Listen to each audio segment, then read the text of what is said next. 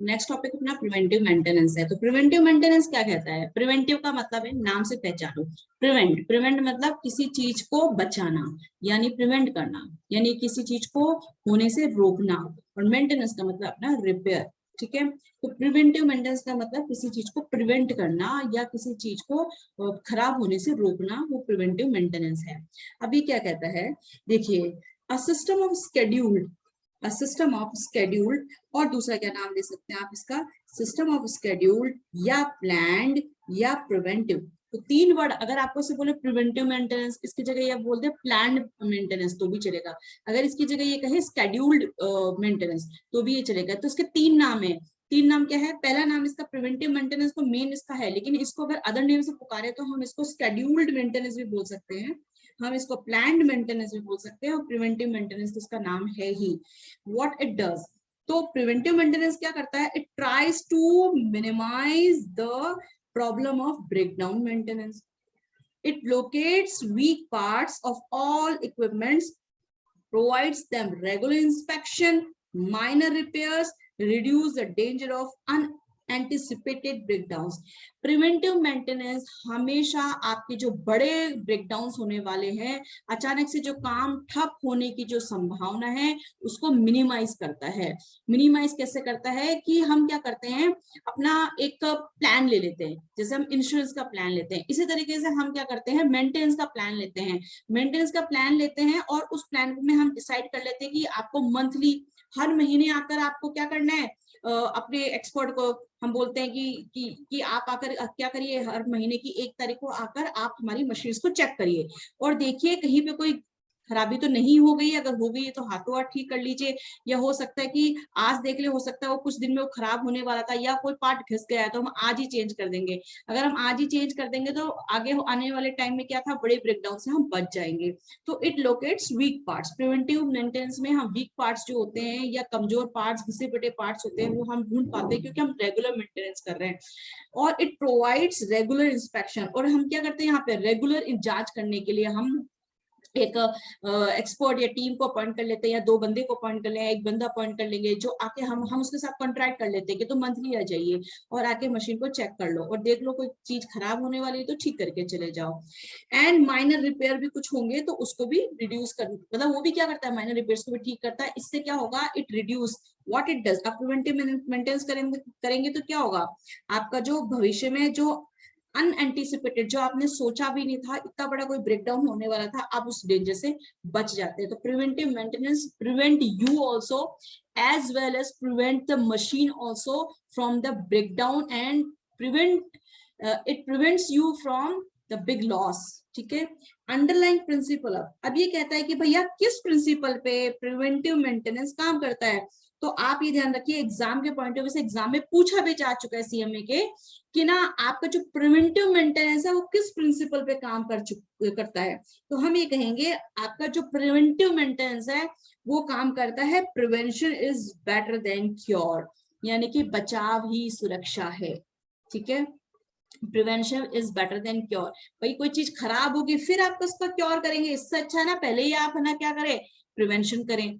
ठीक है, it involves periodic inspection. देखिए पीरियोडिक इंस्पेक्शन हमने आपको पहले ही बता लिया कि आप मंथली कॉन्ट्रैक्ट कर लीजिए, या प्लानिंग कर लीजिए कि मंथली इंस्पेक्शन करवाएंगे, या प्लानिंग कर लीजिए आप फोर्टनाइटली यानी कि 15-15 दिन के ऊपर इंस्पेक्शन करवाएंगे, या वीकली इंस्पेक्शन करवाएंगे। ठीक है, तो पीरियोडिक इंस्पेक्शन आप करवाते रहेंगे अपने इक्विपमेंट और मशीन्स का, ताकि आप क्या कर सके, टू अनकवर, आप ढूंढ सके कि कौन सी ऐसी चीजें हैं, कौन सी ऐसी कंडीशन है जिसकी वजह से क्या होता है, आपका प्रोडक्शन ब्रेकडाउन होता है और हार्मफुल डेप्रिसिएशन होता है, यानी कि घसावट जल्दी, डेप्रिसिएशन जो हो रहा है वो अगर बड़े तौर पर हो रहा है तो उसका रीजन हमें मिलता जाएगा, अगर ब्रेकडाउन हो रहा है तो उसका रीजन हमें मिलता जाएगा। कैसे, क्योंकि रेगुलरली आपका मशीन चेकअप पर है, इसकी वजह से आप सारी प्रॉब्लम्स आज ही ढूंढ लेते हैं, सारे वीक पॉइंट्स आज ही ढूंढ लेते हैं, खराबियां जो भविष्य में होकर आपको बड़ा नुकसान देगी वो आज ही आप ढूंढ लेंगे, तो आप बड़े शटडाउन से बच जाएंगे। Any company adopting preventive maintenance, कोई भी कंपनी जो प्रिवेंटिव मेंटेनेंस प्रोग्राम को अडॉप्ट करती है उसको एक काम जरूर करना चाहिए। जब आपने कहा कि आप ना हर महीने में जनवरी, फरवरी, मार्च, अप्रैल, मई, आपने क्या करा, 12 महीने का हर महीने आपने क्या किया, अपना प्रिवेंटिव मेंटेनेंस के अकॉर्डिंग किसी को बुलवा के उस पर हर महीने, आप मान लो हर महीने की 30 तारीख हमने समझ गया कि 30 तारीख को हम क्या करेंगे, प्रिवेंटिव मेंटेनेंस के अकॉर्डिंग अपने मशीनों का चेकअप करवाएंगे। जैसे आपका हेल्थ चेकअप होता है, ऐसे मशीन चेकअप्स होता है, उसी को हम प्रिवेंटिव मेंटेनेंस बोल रहे हैं। तो आपका जो मशीन का जो चेकअप है उसको करवाते हैं हम लोग। तो इसको हम क्या करेंगे, इसका पूरा हम रिकॉर्ड भी मेंटेन करके रखेंगे। उससे हमें पता चल जाएगा कि जनवरी महीने में हमारे कितने रिपेयर्स करने पड़े, और फरवरी मंथ के अंदर हमको कौन कौन से 3 रिपेयर करने पड़े, मार्च के महीने में हमको 1 ही करना पड़ा, इसमें हमको 4 करने पड़े। प्लस जो आपको रिपेयर करना पड़ता है मशीन का, ऐसा कौन सा पार्ट है जो आपको यूजुअली या जनरली या मोटे मोटे तौर पे या ज्यादातर आपको करना पड़ता है, एक तो वो आइडेंटिफिकेशन हो जाता है। दूसरा तो रेगुलर जो आपका रेगुलर या रूटीन के अंदर जो कोई पार्ट्स होंगे कि कौन से पार्ट ज्यादा खराब होते हैं, या कौन सा बड़ा पार्ट क्या है खराब होता है, तो वो कितने टाइम पे खराब होता है, कि वो 7 महीने पे खराब हो रहा है कि 8 महीने पे खराब होता है मशीन। इससे क्या होता है, प्रिवेंटिव मेंटेनेंस से आपकी जो मशीन की लाइफ है ना, वो आप मेंटेन कर पाते हैं और मशीन लॉन्ग टाइम तक चलती है। क्यों? क्योंकि आप मशीन को सर्विस दे रहे हो। जैसे आप अपनी एक्टिवा या अपनी कार या कोई भी आपकी मशीन घर में एसी, आप उसको सर्विस देते हो तो उसकी लाइफ क्या होती है, इंक्रीज होती है। सेम वे आपकी मशीन की लाइफ भी इंक्रीज होती है। ठीक है। और तो प्रिवेंटिव मेंटेनेंस को अगर आप अडॉप्ट करते हैं तो आपको इसको रिकॉर्ड जरूर बनाना चाहिए। Should keep the record of failure of various components and equipments which help the maintenance department to statistically analyze the failure pattern। इससे आपको पैटर्न पता चलेगा, एक ग्राफ पता चल जाएगा कि कब कितने टाइम पे कितने कितने पार्ट्स हमारे खराब हो रहे हैं, और हमको उनको, और भविष्य में हमको उसके बारे में पहले ही क्या पता चल जाएगा, पैटर्न के बेसिस पर हमें ये पता चल जाएगा कि ये पार्ट खराब होने वाला है, सो हम उसका स्टॉक पहले ही खरीद के रख लेंगे, उसका स्पेयर पार्ट खरीद के रख लेंगे, सो दैट हम आगे होने वाले ब्रेकडाउन से क्या कर सके, बच सके। ठीक है। एंड ये जो प्रिवेंटिव मेंटेनेंस है और क्या करता है, this reduces the anticipated breakdowns, यानी कि जो अनजाने में, जो अनदेखा जो ब्रेकडाउन होने वाला था, जिसको हम अनुमान भी ना लगा पाते थे, उसको हम अनुमान लगा पाएंगे। सो अनएंटिसिपेटेड ब्रेकडाउन से आपको ये बचाता है प्रिवेंटिव मेंटेनेंस प्रोग्राम। और क्या कहता है बेटा, this increases what, preventive maintenance increases the availability of the equipment. ये क्या करता है, आप मशीनों को रख रखाव करते हैं, मेंटेन करके चलते हैं, इसकी वजह से मशीन आपको हमेशा अवेलेबल रहती है। ऐसा अगर ये प्रोग्राम ना लेते तो एकदम से ठप होता तो 15 दिन 10 दिन हमें नहीं पता कि कितने दिन में मशीन ठीक होगी, या उसका पार्ट कितने दिन में कहाँ मिलेगा, फिर उसको ठीक होगा, फिर वो वापस से ऑन ट्रैक आके प्रोडक्शन में लगेगी। तो ये चीज से हमको क्या करता है कि प्रिवेंटिव मेंटेनेंस उसकी अवेलेबिलिटी को बरकरार रखता है for protection purpose, for protection purpose. और क्या करता है, ये आपका मेंटेन करता है ऑप्टिमम प्रोडक्टिव एफिशिएंसी, क्योंकि मशीनें आपने उसको सर्विस दे रहे हैं, ग्रीसिंग दे रहे हैं, ऑयलिंग दे रहे हैं, रिपेयरिंग कर रहे हैं, मेंटेन कर रहे हैं, इसकी वजह से जो मशीन है उसकी प्रोडक्टिविटी क्या रहती है, मेंटेन रहती है, आपकी मशीन की एफिशिएंसी बनी रहती है। सो इट रिड्यूस, एंड आप रेगुलर मेंटेनेंस करवाते हैं तो बड़े मेंटेनेंस से या बड़े ब्रेकडाउन से बच जाते हैं। ठीक है। तो it what it does, it maintain optimum production efficiency of equipment, machine reduces the work content of maintenance job। मतलब मेंटेनेंस जो आप रेगुलर करवा रहे हैं तो बड़ा जो मेंटेनेंस जॉब है वो नहीं आएगा, छोटा मोटा तो जो आपको करना है उसी से आप बच गए। It increases productivity, safety of life of worker. और पता है आपको क्या, कि आपकी प्रोडक्टिविटी, क्योंकि बड़ा शटडाउन नहीं हुआ, बड़े दिन, बहुत दिनों के लिए, ज्यादा दिनों के लिए ब्रेकडाउन नहीं हुआ, तो आप उसमें बच गए, उसकी वजह से प्रोडक्टिविटी आपकी मेंटेन रही, safety of life of worker. एक क्वेश्चन इस लाइन पे भी बन चुका है कि प्रिवेंटिव मेंटेनेंस से आपको क्या फायदा होता है, तो हम ये कहेंगे कि प्रिवेंटिव मेंटेनेंस प्रोडक्शन कैपेसिटी को इंक्रीज रखता है, प्रोडक्टिव एफिशिएंसी को इंक्रीज रखता है, प्लस आपका जो मेंटेनेंस जॉब का काम जो बड़ा होने वाला है वो रिड्यूस हो जाता है। तीसरा आपका जो सेफ्टी ऑफ वर्क है, क्यों, क्योंकि अगर आपने मेंटेनेंस प्रोग्राम नहीं करवाया है या आप रख रखाव नहीं करते हैं ऑन रेगुलर बेसिस, तो आपके जो वर्कर्स है, अगर बड़े तौर पर कोई मशीन एकदम से ब्रेक डाउन हो जाती है या कोई बड़ा पार्ट टूट जाता है, वो किसी वर्कर पे गिर जाता है, तो वर्कर्स के एक्सीडेंट की होने की चांसेस कितने बढ़ जाते हैं। तो एक तरीके से वर्कर्स की सेफ्टी ऑफ लाइफ भी मेंटेन रहती है। ये जो पैरा है, इस पैरा के ऊपर भी क्वेश्चन बन चुका है, तो एक इसके ऊपर भी बन चुका है, एक इसके ऊपर भी बन चुका है। ठीक है। तो आपको ये पता होना चाहिए कि भाई एक इसके ऊपर भी कि आपको रिकॉर्ड रखना चाहिए कि नहीं रखना चाहिए। इनमें जो क्वेश्चंस बनते हैं वो ट्रू फॉल्स पे पूछ सकते हैं कि ये स्टेटमेंट हम जो आपको दे रहे हैं ये ट्रू या फॉल्स है। दूसरा वो फिल इन द ब्लैंक्स में पूछ सकता है या वन वर्ड में भी पूछ सकता है। ठीक है, तो क्वेश्चंस तो बहुत सारे तरीके के बन सकते हैं। और हमने जो लैंग्वेज जो पूरी एज इट इज मॉड्यूल की लैंग्वेज यूज करी है, रीजन ये है कि मॉड्यूल का थियोरी वेरी वेरी वेरी 100 नहीं आप 1000% is important from your exam point of view, so don't ignore your module theory. Okay बच्चों, तो यहाँ तक तो हमारा क्या हो गया, प्रिवेंटिव मेंटेनेंस। ओके, अब आगे बढ़ते हैं। अब नेक्स्ट टॉपिक अपना क्या आता है वो देखिए आपको। ठीक है, देखिए ये क्या कहता है कि जो आपका एनालिटिकल अप्रोच मतलब आप एनालिसिस करते हैं, तो एनालिसिस करने के लिए आप एक अप्रोच यूज करते हैं। तो ये इसके लिए अप्रोचेस हमने आपको ये पूरे इस पेज पे अप्रोचेस दी हुई है कि, और उस अप्रोच के या एनालिसिस के बेसिस पे आप क्या करते हैं कि आप इवोल्यूशन करते हैं। और इवोल्यूशन का मतलब आप स्टडी करते हैं कि आपके जो प्रिवेंटिव मेंटेनेंस है उसके, आपने जो प्रिवेंटिव मेंटेनेंस है उससे आपने कितना वर्क डन किया है। तो आप क्या करते हैं इसके बेसिस पर, आपका जो it evaluates what it does, it evaluates the work done by preventive maintenance। आपका प्रिवेंटिव मेंटेनेंस में कितना काम हुआ है उसको इवेल्युएट करता है या उसको जज करता है, क्या, एनालिसिस। तो आप एनालिसिस करेंगे, यानी कि पूरे मोटा मोटा इन फॉर्मूलाज हैं, इन फॉर्मूलाज के बेसिस पे आप देखेंगे कि आपने क्या क्या चीज करी है या क्या क्या चीज आप कैलकुलेट कर रहे हैं प्रिवेंटिव मेंटेनेंस के रिकॉर्ड के तहत। तो सबसे पहले हम पहला फॉर्मूला देखते हैं ये वाला, जिसमें कहता है कि आपका जो inspection incomplete divided by inspection schedule, यानी कि आपके कितने इंस्पेक्शंस आपने प्लान करे थे, यानी कि कितने विजिट्स करने चाहिए। तो एक टाइम टेबल है, उस टाइम टेबल में कितने इंस्पेक्शन है, और उन इंस्पेक्शन में आपने मान लो आपने कहा कि हम 10 इंस्पेक्शंस करेंगे और इंस्पेक्शन इनकम्प्लीट, और उसके अंदर हमने क्या किया, हमने कहा कि 10 इंस्पेक्शन करने थे और 2 इंस्पेक्शन हमारे क्या है अधूरे रह गए। तो 10 में से हमने 8 कर लिए और 2 नहीं किए, तो उसका जो परसेंटेज अगर हम कैलकुलेट करेंगे तो वो कितना आएगा, 20%। तो ये कहना चाहता है कि एंड दिस शुड बी, आपका जो ये क्या होना चाहिए, आपका जो ये इंस्पेक्शन आप इनकम्प्लीट है वो इनकम्प्लीट इंस्पेक्शन 10% से लेस रहना चाहिए, कि आपका इंस्पेक्शन वर्क जो इनकम्प्लीट वर्क है वो 10% से ऊपर ना जाए।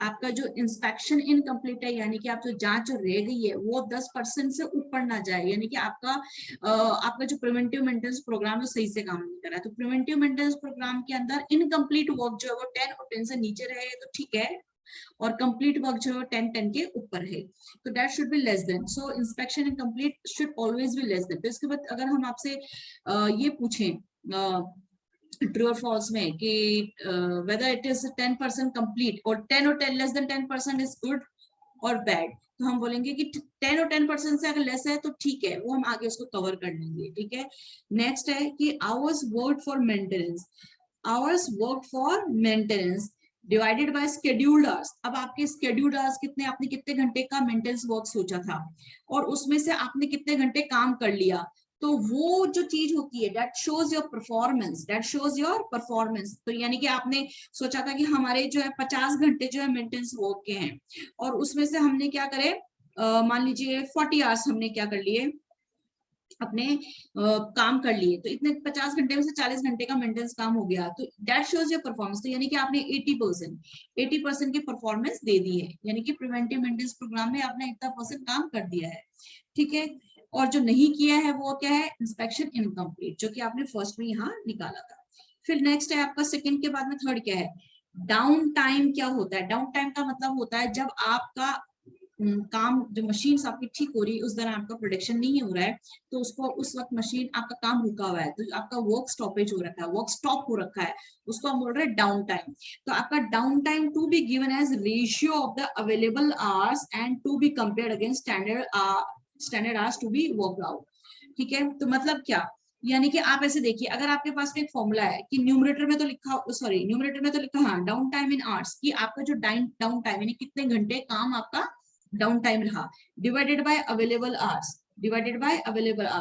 और इसमें अवेलेबल आवर्स क्या होता है, अवेलेबल आवर्स जो होता है यानी कि आपने कितने घंटे जो है आपका काम जो मशीन है वो अवेलेबल टू रन रहती है। तो अवेलेबल वर्क कैसे रहता है कि आपके वर्किंग डेज कितने हैं, और जैसे यहाँ पे वर्किंग डेज आपके कितने हैं और आवर्स पर डे कितने हैं और नंबर ऑफ मशीन्स कितनी है। जैसे मशीन आपका 365 डेज में से, फॉर एग्जांपल 365 डेज में से आप 300 डेज मशीन के आपके वर्किंग डेज रहते हैं, इनटू आप रोज 8 आवर्स आपकी मशीन काम करती है, इनटू नंबर ऑफ मशीन मान लीजिए आपके पास में 100 है, तो इससे आपको क्या निकल के आया, इससे आपके अवेलेबल आवर्स निकल के आए, जो कि आपकी क्या निकल के आए 24 2 लाख आपका 40,000, ये आपके अवेलेबल आ रहा है। अब इन 2,40,000 घंटे आपके पास में अवेलेबल हैं जहां मशीन चलती है, और उसमें से कितने घंटे आपका मशीन बंद रही, मतलब 2,40,000 घंटे मशीन चलनी चाहिए, ठीक है। और डाउन टाइम कितना रहा, यानी कितने घंटे मशीन नहीं चल पाई क्योंकि उस दौरान आप प्रिवेंटिव वर्क कर रहे थे या मशीन की रिपेयरिंग कर रहे थे, तो मशीन उस समय क्या थी, बंद थी। तो यहाँ पे देखिए डाउन टाइम का मतलब total time of stoppage of the machine for scheduled और अनशेड्यूल्ड मेंटेनेंस वर्क, यानी कि जो आपने प्लान करा था कि हर महीने की 30 तारीख को आप क्या करेंगे, पूरा दिन सिर्फ और सिर्फ मेंटेनेंस, तो 8 घंटे का आपका अवेलेबल आर था, वो तो उस दिन का खत्म हो गया, तो वो डाउन टाइम में चला गया 8 घंटे, ठीक है। कुछ कई बार अनस्केड्यूल्ड, अनस्केड्यूल्ड का मतलब हमने सोचा नहीं था, वो काम भी हमको करना पड़ गया, तो वो भी अगर अनस्केड्यूल्ड है तो एक दिन हमने और छुट्टी कर ली, तो 2 दिन का आपका क्या हो गया, डाउन टाइम हो गया। उन 2 दिन का डाउन टाइम मतलब एक दिन का 8 घंटा, तो अगले दिन का भी 8 घंटा, तो 16 घंटे आपका डाउन टाइम चला गया, तो हम कहेंगे 16 घंटे आपका डाउन टाइम चला गया पर मंथ के हिसाब से। तो पर मंथ के हिसाब से चला गया तो साल में कितने महीने, 12 महीने, तो कितने घंटे निकल जाएंगे। तो इस प्रकार से ये रेशियो जो क्या करता है, ये रेशियो दिखा रहा है कि आपका टोटल अवेलेबल आवर्स में डाउन टाइम कितना है। तो ये आपका थ्योरी भी पूछ लेता है, कैसे मतलब एग्जाम ऐसे भी पूछ लेता है, फॉर एग्जाम्पल की ना एक डाउन टाइम इन है और एक अवेलेबल आवर्स है, तो डाउन टाइम तो हम दे देते हैं और नीचे डिनोमिनेटर में हम मिसिंग बोलते हैं, तो ब्रैकेट डाल के छोड़ दिया। फॉर एग्जाम्पल कैसे, ये हम आपको बताती हूँ मैं आपको। जैसे उसने बोला कि आपका डाउन टाइम जो है वो तो ये दे रखा है, तो डाउन टाइम के नीचे क्या आना चाहिए, अवेलेबल आना चाहिए, तो हम यहाँ पे दे देते हैं कि ये जो ब्रैकेट लगा देते हैं, यानी कि यहाँ पे क्या आएगा, तो आपको पता होना चाहिए कि डाउन टाइम के नीचे अवेलेबल आवर्स आता है इंटू 100, ठीक है, इंटू 100, तो ये रेशियो निकल के आएगा, क्या निकल के आएगा, रेशियो निकल के आएगा, किस चीज का, कि आपका परसेंट ऑफ डाउन टाइम कितना है। लेकिन डाउन टाइम को आप किससे कंपेयर करते हैं या उसका रेशियो किससे निकाल रहे हैं, अवेलेबल आवर्स से निकाल रहे हैं, ठीक है जी। नेक्स्ट और क्या निकल सकता है प्रिवेंटिव मेंटेनेंस के लिए, आप और क्या एनालिसिस करते हैं या क्या स्टडी करते हैं। आप ये देखना चाहते हैं कि भाई ब्रेकडाउन की फ्रीक्वेंसी क्या है, या आप ये देखना चाहते हैं कि ब्रेकडाउन कितनी कितनी बार होता है, यानी कि महीने में 2 बार हो रहा है, अगले महीने मान लीजिए 4 बार हो रहा है, फिर तीसरे महीने मान लीजिए 3 हो रहा है। तो आप ये देखिए कि ब्रेकडाउन की होने की कितनी कितनी बार फ्रीक्वेंसी, यानी कितनी कितनी बार कोई चीज होती है, ब्रेकडाउन कब कब और कितनी कितनी बार हो रहा है। तो अगर वो निकालना है आपको तो कैसे निकालेंगे, आपका जो नंबर ऑफ ब्रेकडाउन्स है, number of breakdowns divided by number of breakdowns, कैसे निकालेंगे, number of breakdowns divided by आपके अवेलेबल, इसमें भी आपका अवेलेबल आवर्स, ठीक है। तो इससे क्या निकलेगी, भाई आपके अवेलेबल आवर्स मान लीजिए फॉर एग्जांपल, एक छोटा सा एग्जांपल कि आपके पास में 100 घंटे थे और उस दौरान आपको 5 ब्रेकडाउन्स को ठीक करना पड़ा, तो आपको पता चल गया कि कितने आवर्स में कितने ब्रेकडाउन्स, तो 100 आवर्स के अंदर 5 ब्रेकडाउन्स है, तो फ्रीक्वेंसी ब्रेकडाउन्स की पता चल गई। तो फिर 200 घंटे में कितने ब्रेकडाउन्स होंगे, 300 घंटे होंगे तो कितने ब्रेकडाउन्स होंगे, तो आपको फ्रीक्वेंसी पता चल गई। अब आपको पता लगाना है effectiveness of planning. Effectiveness of planning का मतलब क्या है कि आपकी जो लेबर आवर्स और शेड्यूल्ड मेंटेनेंस है divided by total labour hours spent on maintenance, क्या बोल रहा है कि आपका जो इफेक्टिवनेस ऑफ प्लानिंग, उसके लिए फॉर्मूला क्या लिया है, देखो आप, labour hours on scheduled maintenance divided by total labour hours spent on maintenance, यानी कि आपके मेंटेनेंस के दौरान कितनी लेबर यूज हुई, मेंटेनेंस के दौरान कितनी मेंटेनेंस यूज हुई, तो ये हो गया टोटल लेबर आवर्स जो कि आपने यूज की है मेंटेनेंस के दौरान, ठीक है। वो तो आपने लिखा डिनोमिनेटर में, न्यूमरेटर में क्या लिखा, labour hours on schedule maintenance, इसका मतलब क्या निकलता है? इसका मतलब बड़ा बड़ा ये निकलता है कि कुछ तो आप प्लान करके आए थे कि आपको मेंटेनेंस के लिए जाना है, और जब देखा तो पता चला कि मेंटेनेंस वर्क अब एक दिन की जगह कितने दिन चलेगा? 2 दिन चलेगा। जैसे 30 तारीख को आपको हर बार क्या करना पड़ता है? मेंटेनेंस के लिए जाना पड़ता है, तो वो उसका स्केड्यूल्ड है। और फॉर एग्जाम्पल ज्यादा खराबी थी तो फिर 2 दिन तक आपको करना पड़ा मेंटेनेंस या रिपेयर वर्क, तो उसको हम क्या बोलते हैं? वो अनस्केड्यूल्ड है, यानी कि जो हमें नहीं पता था वो टाइम भी हमारा, वो घंटे भी हमारे शामिल हो गए किसमें? मेंटेनेंस के लिए। तो हम ये कहेंगे कि उस दौरान लेबर आवर्स कितने हमने यूज करे, तो टोटल आवर्स हमने कितने यूज करे मेंटेनेंस में, मोटा मोटा। तो इसमें क्या होगा? टोटल लेबर आवर्स में क्या होगा? इसके अंदर टोटल मेंटेनेंस में स्केड्यूल्ड और अनस्केड्यूल्ड, इसमें क्या आ जाएगा? इसमें स्केड्यूल्ड, स्केड्यूल्ड मतलब जो हमने सोच के गए थे उतने आवर्स तो हमें लगेंगे, और अनस्केड्यूल्ड, ठीक है, ठीक है। और ये तो हो गया हमारा टोटल, और ऊपर कितना, उसमें से स्केड्यूल कितना है? तो हमने सोचा था कि 16 घंटे हमारी, मान लो हमारे स्केड्यूल और अनस्केड्यूल निकल गए, और हमने कितने घंटे लगाए मेंटेनेंस पे? Labour hours on schedule maintenance. तो इसकी वजह से क्या पता चलेगा? आपको पता चलेगा कि आपने जो प्लानिंग करी थी वो कितनी इफेक्टिवली करी थी। आपने जो प्लानिंग करी थी प्रिवेंटिव मेंटेनेंस के लिए वो कितनी इफेक्टिव थी, ठीक है। तो ये आपका जो फॉर्मूला है वो बताता है इफेक्टिवनेस ऑफ प्लानिंग, ठीक है। तो इसको आप एक दूसरे तरीके से कैसे समझ सकते हो? आप इसको और करके ऐसे भी समझ सकते हो, क्या प्लानिंग की इफेक्टिवनेस, कि आपने सोचा था, ये देखिए, down time due to scheduled maintenance, यानी कि आपने सोचा था कि हर 30 तारीख को आप क्या करेंगे? मेंटेनेंस करेंगे या रिपेयरिंग करेंगे, ठीक है। तो आपका स्केड्यूल्ड है, पहले से ही आपने कहा स्केड्यूल्ड है।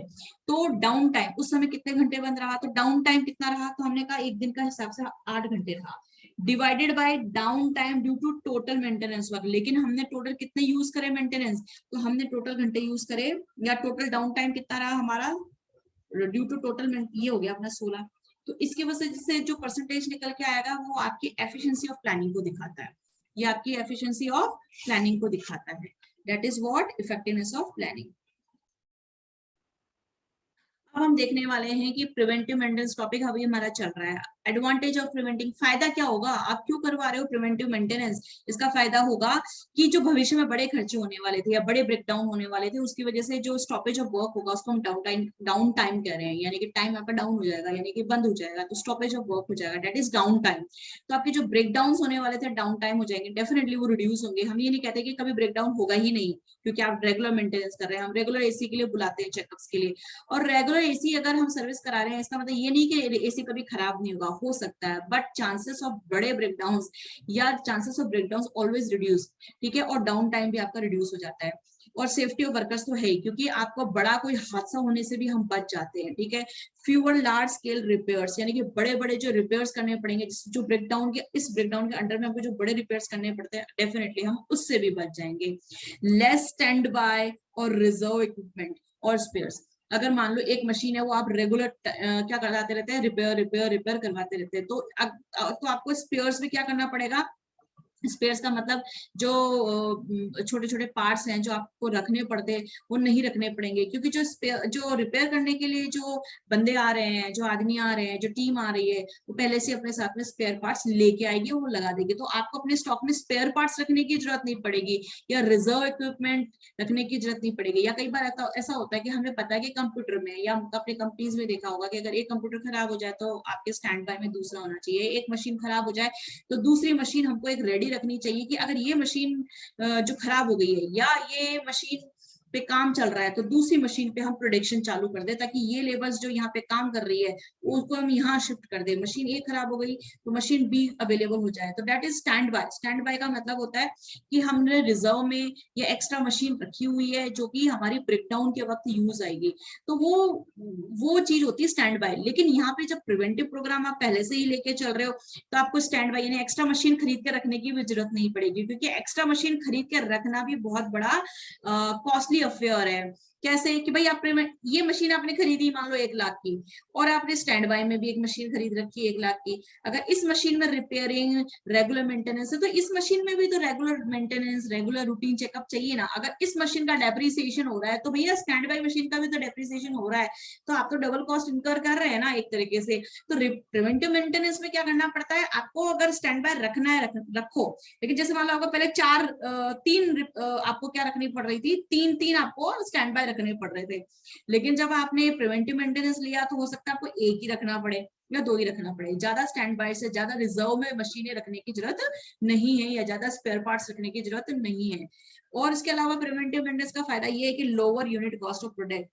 आपका क्या होता है, जो आपने बनाया है उसकी, क्योंकि आपका शटडाउन नहीं होगा तो आपका प्रोडक्शन हमेशा बरकरार रहेगा, या प्रोडक्शन लाइन कंटिन्यूड रहेगी, तो आपके पर यूनिट कॉस्ट का खर्चा जो है वो डेफिनेटली लोअर ही रहेगा। क्योंकि अगर बड़ा ब्रेकडाउन होगा तो उसकी कीमत कंपनी आप ही से तो वसूल करने वाली है, कस्टमर से तो वसूल करने वाली है, तो आपकी जो कॉस्ट ऑफ यूनिट है, कॉस्ट पर यूनिट है, वो उसके अंदर बेटा इसकी भी ये जो आपकी जो मेंटेनेंस की कॉस्ट है वो भी तो इंक्लूड होगी, क्योंकि company each and everything is recovering from you profit as well as other cost and the manufacturing cost.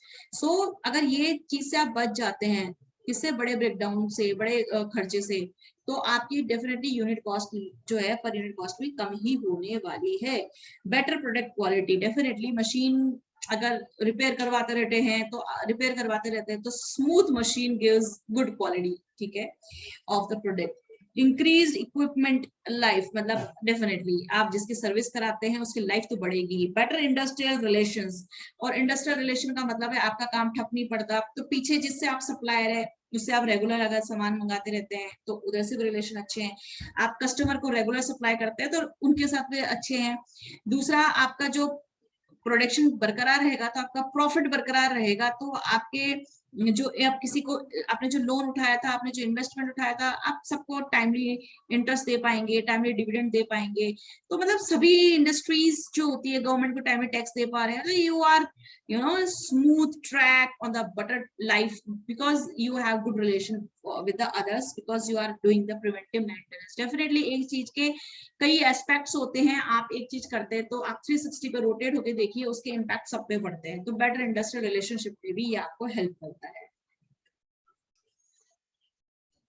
अब देखिए रूटीन मेंटेनेंस क्या होता है। रूटीन मेंटेनेंस का मतलब है कि आप रूटीन में कर रहे हैं, रेगुलर मेंटेनेंस कर रहे हैं। तो रूटीन मेंटेनेंस के लिए जो आपको होता है उसमें क्या करते हैं हम लोग, रेगुलर लेबर को यूज करते हैं, हम लोग रेगुलर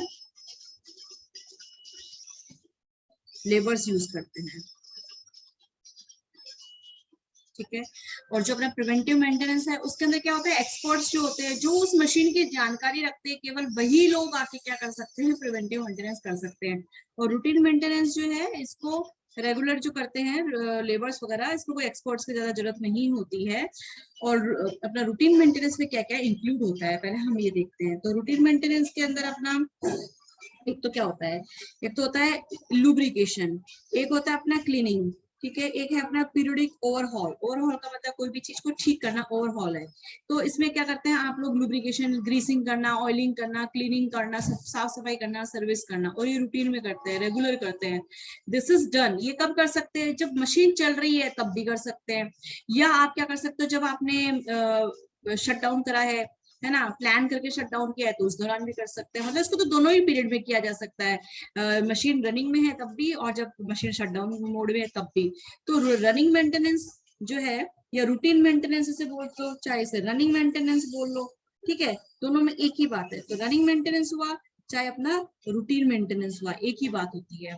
तो this is our routine maintenance. हम मेंटेनेंस टेक्निक्स के बारे में बात करते हैं। मेंटेनेंस टेक्निक्स का मतलब है कि आप जो अपनी मशीनों का रख रखाव करते हैं, रिपेयरिंग करते हैं, मेंटेनेंस करते हैं, वो किस किस तरीके से हो सकता है। तो इसको हम इस तरीके से डिस्कस कर सकते हैं। देखिए ये क्या कहता है, in some cases the loss and inconvenience due to breakdown of equipment is so high that standby equipment is capped. कई बार कुछ केसेस में ऐसा होता है कि ब्रेकडाउन के कारण आपको बहुत ज्यादा नुकसान होता है या बहुत ज्यादा परेशानी होती है, तो फिर आप ब्रेकडाउन के कारण अपना प्रोडक्शन रोक थोड़ी दोगे।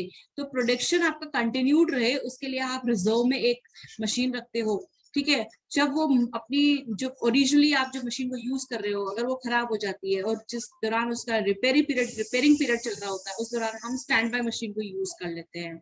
सो as soon as original equipment fails, the standby facility is employed to avoid interruption and downtime. So हम standby machine को use लेते हैं so that हमारा regular continued अपना business चलता रहे और डाउन टाइम हम क्या कर सके, डाउन टाइम यानी कि स्टॉपेज, डाउन टाइम का मतलब होता है हमारा स्टॉपेज ऑफ प्रोडक्शन, ये हम अवॉइड कर सके.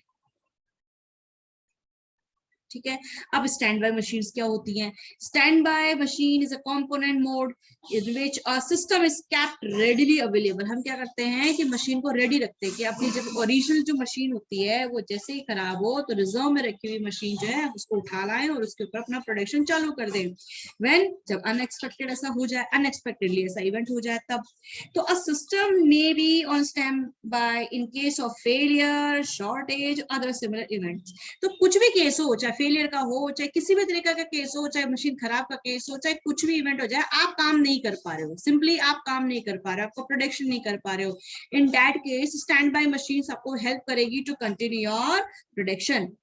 So these are often kept, these standby machines are often kept to reduce the loss due to the breakdown of a key machine. तो key machine मतलब आपकी जो मेन मशीन है, main machine जब आपकी ब्रेकडाउन होती है उस दौरान आपको होने वाला जो नुकसान घाटा होता है उसके लिए आप अपना एक स्टैंड बाय मोड रेडी रखते हो. और breakdown maintenance also requires use of stand by machine. वैसे ऐसी बात नहीं कि स्टैंड बाय मोड में जो मशीन होती है उसको हमें कभी ठीक नहीं करना पड़ेगा, उसको भी ठीक कराना पड़ता है, उसका भी डेप्रिसिएशन होता है, उसके ऊपर भी इंटरेस्ट और इन्वेस्टमेंट हुआ है, तो कई तरह की कॉस्ट तो उसके ऊपर भी होती है, उसका भी रेगुलर नहीं तो उसका भी प्लान या कभी कभार हमको चेकअप करके उसका रिपेयरिंग करना पड़ता है, सर्विस देनी पड़ती है.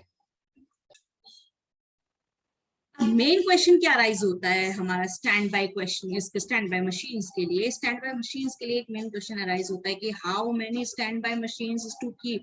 मतलब हमको क्या करना पड़ेगा, how many stand by machines to keep, कितनी रखें भाई, रिजर्व में आपको मशीन्स रखनी है, हाँ भाई रखनी है, तो कितनी रखें, कितनी संख्या में रखें और कितने दिनों तक के लिए रखें, कितने सालों तक के रख लिए, ये सवाल उठता है. तो ये सब डिपेंड करता है, इसका आंसर मिलता है हमें cost benefit analysis. Cost benefit का मतलब कॉस्ट और बेनिफिट दोनों को देखेंगे कि भाई इसको रखने की कॉस्ट कितनी आ रही है, इसको रखने का फायदा कितना है. अगर इसको रखने का फायदा ज्यादा है और कॉस्ट कम आ रही है तो हम डेफिनेटली स्टैंड बाय मशीन रखेंगे. The various cost involved in stand by machines, we know कि हमको स्टैंड बाय मशीन पे भी खर्चे करने पड़ते हैं और वो खर्चे हैं, first interest cost on capital you invested to buy that machine. Secondly, space needed to keep standby machine, so you need to pay the rent of that machines to keep that machine on a space. Thirdly, there is a depreciation the value of standby machine. Fourthly, periodic checkup भी कराने पड़ते हैं, service भी करानी पड़ती है तो ताकि आपका stand by machine good condition में, रनिंग कंडीशन में बनी रहे. अब बात आती है कि भाई बेनिफिट्स क्या होंगे स्टैंड बाय मशीन के. डेफिनेटली बेनिफिट्स होते होंगे तभी लोग इसको रखते होंगे, है ना. तो benefit consist of what, protection against a complete shutdown. मतलब आपको अगर आप रिजर्व में एक्स्ट्रा आपके पास में अगर किसी चीज का बैकअप है, मशीन एक्स्ट्रा, तो आप कंप्लीट शटडाउन से बच सकते हो. दूसरा, it avoids loss of production, आपको प्रोडक्शन शटडाउन से भी बचाता है, आपका रनिंग मोड ऑफ बिजनेस रहता है, बिजनेस आपका ठप नहीं पड़ता है कुछ दिनों के लिए. And therefore it is necessary to estimate the loss of future failures. A table of expected cost and benefit can be prepared. तो आप कॉस्ट एंड बेनिफिट एनालिसिस कीजिए और जहां कॉस्ट और बेनिफिट एनालिसिस करके आप पता लगाइए कि ना आपको भविष्य के अंदर, है ना, आपको भविष्य के अंदर it is necessary to estimate the loss of future failure. मतलब आपको ये पता होना चाहिए कि भाई आपका अगर फेलियर होता है, मशीन फेलियर होता है, तो मशीन फेलियर की वजह से आपको क्या क्या लॉस हो सकता है. ठीक है, अब उसके लिए लॉस क्या हो सकता है, बेनिफिट क्या हो सकता है, कॉस्ट क्या आएगी, बेनिफिट क्या आएगी, सारा कंपैरिजन करेंगे. ठीक है, और फिर उसके बाद में हम स्टैंड बाय मशीन को रखेंगे. उसके बाद में कहता है शिफ्टिंग प्रोडक्शन ड्यूरिंग ब्रेकडाउन. आप क्या कर सकते हो, अगर मान लीजिए यहाँ एक एरिया है ए, एक आपका दूसरा एरिया है बी. ठीक है, अगर ए एरिया की मशीन ठप हो गई है तो you can shift to another area, you can go to another area. तो आप क्या कर सकते हो, स्टैंड बाय मोड, आप क्योंकि बी प्लेस के ऊपर आपके पास में एक्स्ट्रा मशीन है, आप आपने उसको फिक्स करवा रखी है, तो आप इसको ले जा नहीं सकते, तो डेफिनेटली आप लेबर्स एंड रॉ मटेरियल को यहाँ शिफ्ट कर सकते हो बी लोकेशन पर। तो आप क्या कर सकते हो, you can shift production during breakdown, क्योंकि ब्रेकडाउन में आप मशीन ए, जो मशीन है यहाँ ए लोकेशन में जो मशीन है वो खराब हो गई है, ठीक हो रही है, तो आप ब्रेकडाउन के दौरान अपनी शिफ्टिंग ऑफ प्रोडक्शन कर सकते हो। ये कैसे, स्टैंड बाय मशीन का ये एक फायदा ये भी है। Under this method spare capacity is maintain not in the form of standby machine but by allowing rest to running machines at interval and by rotation। का मतलब ये है कि जब स्पेयर में या आप स्टैंड बाय मशीन, आप जो एक्स्ट्रा मशीन आपके पास में है वो हमेशा स्टैंड बाय मोड पे ही नहीं पड़ी रहेगी, आप बीच बीच में उसको क्या करते रहोगे, रेगुलर इंटरवल पे आप इसको रन करते रहोगे, और रोटेशन में हो सकता है कि आप बीच बीच में ये जो अपने एक्स्ट्रा मशीन है इसको भी काम में लेते रहोगे। तो एक फायदा आपको भी ये भी है कि आपको कभी एक्स्ट्रा प्रोडक्शन करने का या बड़ा आपको अगर अपना लॉट पूरा करना है प्रोडक्शन का, तो you can do on stand by machine. Next क्या है, if one machine in production line require shut down, तो output can be shifted to another under utilise machine in another line. यानी कि अगर मान लीजिए एक मशीन या की मशीन या मेन मशीन आपके प्रोडक्शन लाइन में खराब हो गई, शट डाउन हो गया, उसकी वजह से बंद हो गया काम, तो आउटपुट क्या कर सकते हैं, output you can maintain your output, you can continue your production, how, by shifting to another under utilise machine. आप क्या कर सकते हो, अंडर यूटिलाइज का मतलब होता है जिसका यूटिलाइजेशन कम हो रहा है, ऐसी मशीन्स पे भी आप क्या कर सकते हो, शिफ्टिंग कर सकते हो। For such application, the capacities of different machine must be properly matched। ऐसा करने के लिए आपको पता होना चाहिए कि आप जिस मेन मशीन, जैसे आपकी मशीन नंबर 1 है वो खराब होती है तो मशीन नंबर 2 पे काम करोगे, तो मशीन नंबर 2 की कैपेसिटी जो है मशीन नंबर 1 से मैच करती होगी, यानी कि जो प्रोडक्शन आप मशीन 1 पे करते हो वो प्रोडक्शन आप मशीन 2 पे भी कर सकते हो। ये कैपेसिटी मैचिंग होती है, तो दोनों की कैपेसिटी, दोनों की वर्किंग सेम होगी तभी हम प्रोडक्शन कर पाएंगे। सो कैपेसिटी शुड मैच। अब बात कर लेते हैं अपनी मेंटेनेंस ऑर्गेनाइजेशन की। तो मेंटेनेंस ऑर्गेनाइजेशन क्या होता है, ऐसा ऑर्गेनाइजेशन जो मेंटेनेंस का काम देखेगा, नाम से ही पता चल रहा है। क्या कहता है कि हमको पता है किसी भी ऑर्गेनाइजेशन के अंदर, किसी भी ऑर्गेनाइजेशन के अंदर 50 से 60% जो इन्वेस्टमेंट है, जो आपका पैसा लगा हुआ होता है वो किस पे लगा हुआ होता है, एक तो बिल्डिंग खड़ा करने में, एक प्रोडक्शन फैसिलिटी को कंटिन्यू करने में। सो हमेशा ये ध्यान रखिए कि we have to give due consideration for effective maintenance of these, कि आपकी बिल्डिंग, आपकी प्रोडक्शन फैसिलिटीज, मतलब आपका प्रोडक्शन लाइन और बिल्डिंग, मतलब आपका जो बिल्डिंग जहां आप काम करते हैं, they should be in continue mode. तो वो क्या होना चाहिए, रनिंग मोड में होना चाहिए, और उसके लिए आपको मेंटेनेंस करते रहना चाहिए, नहीं तो कभी भी ब्रेक डाउन हो जाएगा, काम ठप हो सकता है। So maintenance department will look after the upkeep of equipments, building and other। मतलब maintenance department नाम ही क्या है, maintenance organization, maintenance department का तो काम ही यही है कि वो maintenance करेगा हर जगह का, मशीनों का, बिल्डिंग का या others का। और for effective contribution of its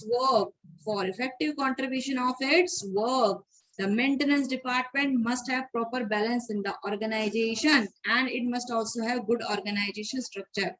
आपका काम किसका, मेंटेनेंस डिपार्टमेंट का काम इफेक्टिवली हो, तो मेंटेनेंस डिपार्टमेंट को क्या करना चाहिए, एक संतुलन बिठा के रखना चाहिए अपना ऑर्गेनाइजेशन का दूसरे ऑर्गेनाइजेशन के साथ में, सो दैट सभी ऑर्गेनाइजेशन का अपकीपिंग का, मेंटेनेंस का काम अच्छे से चल सके। Last, keep the span of control to an extent of 3 to 6 for manager. ये बोल रहे हैं कि अगर आपको रखने हैं मैनेजर, तो आप 3 या 6 मैनेजर रखिए इस तरीके के डिपार्टमेंट्स के लिए, मेंटेनेंस डिपार्टमेंट के लिए। तो आपका ऑर्गेनाइजेशन स्ट्रक्चर जो होता है मेंटेनेंस वाला, आपका जो पूरा कंपनी का, that should be flexible. Why, because कई बार क्या होता है, depending on the need, depending on the maintenance activity, ठीक है, हमको क्या करना चाहिए, इट शुड बी फ्लेक्सिबल। दूसरा, फिर हम कह सकते हैं कि आपका ना कई बार अगर जरूरत पड़े जरूरत पड़े तो हम पूरे मेंटेनेंस डिपार्टमेंट को सेंट्रलाइज कर सकते हैं, यानी कि एक ही सरकार होगी जो सभी डिपार्टमेंट, चाहे कितने भी डिपार्टमेंट्स हो, सबका मेंटेनेंस यही देखेगी। डिसेंट्रलाइज का मतलब होता है कि अलग अलग डिपार्टमेंट का अलग अलग मेंटेनेंस डिपार्टमेंट है, दैट इज डिसेंट्रलाइज्ड। और सेंट्रलाइज का मतलब है पूरी कंपनी का एक ही डिपार्टमेंट है, maintenance department, only one and one, और वो सभी डिपार्टमेंट में जा जाके मेंटेनेंस का काम करेगी। अब आता है ऑर्गेनाइजिंग मेंटेनेंस, मतलब आप मेंटेनेंस को कैसे ऑर्गेनाइज करो, ये भी अच्छी चीज है कि ऑर्गेनाइज कैसे करो अपने मेंटेनेंस के काम को। Work in order to facilitate proper control of maintenance work we must enforce 3 rules. मतलब आपको प्रॉपर कंट्रोल करना है पूरा मेंटेनेंस वर्क का, चाहे वो सेंट्रलाइज सिस्टम हो चाहे वो डिसेंट्रलाइज सिस्टम हो। इसके लिए आपको 3 रूल्स ध्यान रखने चाहिए, maintenance request, maintenance tools and maintenance work done का रिकॉर्ड, ये 3 चीजें।